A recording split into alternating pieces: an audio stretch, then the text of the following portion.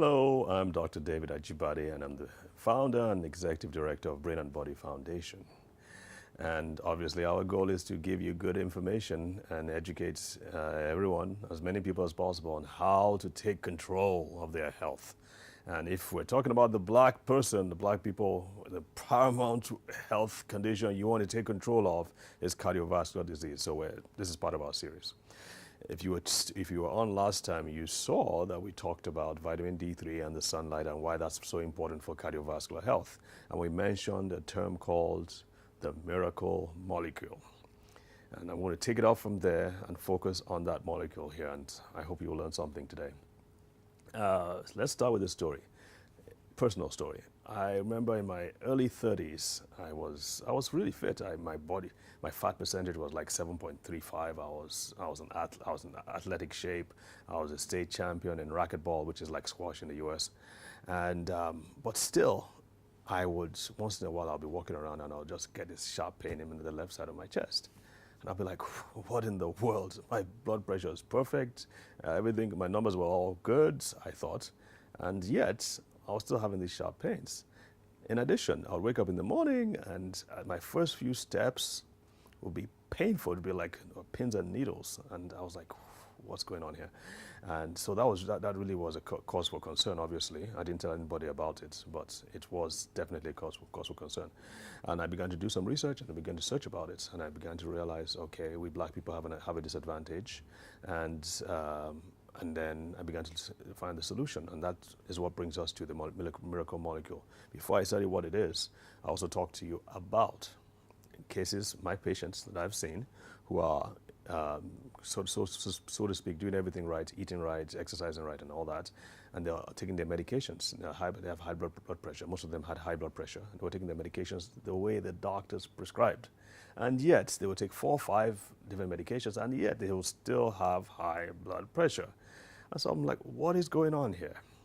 So it was experiences like that, personal and professional, that got me searching and to find out the cause for why black people tend to have more of these conditions and why their conditions are more severe and more difficult to treat. And that brought, again, drum roll, that's what brought us to the miracle molecule, which is a compound called nitric oxide. All together now, nitric oxide. It is a gas that is produced in the inner layer of the cardiovascular system.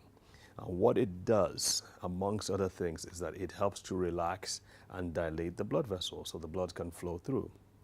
It also helps to limit platelets, what they call platelet aggregation, which is one of the things that form a clot in the bloodstream. And of course, forming a clot in your blood cells, in your blood vessels, is not a good thing. Nitric oxide does a lot of other things as well. It's a neurotransmitter. It helps to improve brain function. And we're not going to talk about all that. We want to talk about cardiovascular health. In 1998, the Nobel Prize was awarded to 3 scientists for the discovery of nitric oxide's use in the body. And of course, one of the things they pointed to was how it helps with the cardiovascular system. And I have a picture here of how nitric oxide works and where it works in the blood vessels. What they found out was that nitric oxide, if people who had higher levels of nitric oxide in their system were less likely or had a lower risk of having a heart attack or a stroke. People who had lower levels of nitric oxide were more likely to have a heart attack or stroke or kidney disease or high blood sugar, whatever it was. All those things concerning cardiovascular system. And so I began to look at that and I began to look for solutions. And we began to see that there are actually nutrients that can actually provide nitric oxide. They looked at many plants. I have in one of the slides here, we found out that many plants can actually produce. If you take them, they can produce nitric oxide. One of them obviously is garlic. Beets another one. The problem with garlic, as you can guess, is something. If you take too much of it, it begins to give off an odor. But there are vegetables and foods, even shrimps, can help you produce more of nitric oxide. The problem is consistency. You've got to take this on a regular basis. And before I go on, I again mention that the research shows that black people have much lower levels I know you love this, of nitric oxide in their system, and white people do. I mean, it's like, what have we done, right? Why is it always falling upon the black person?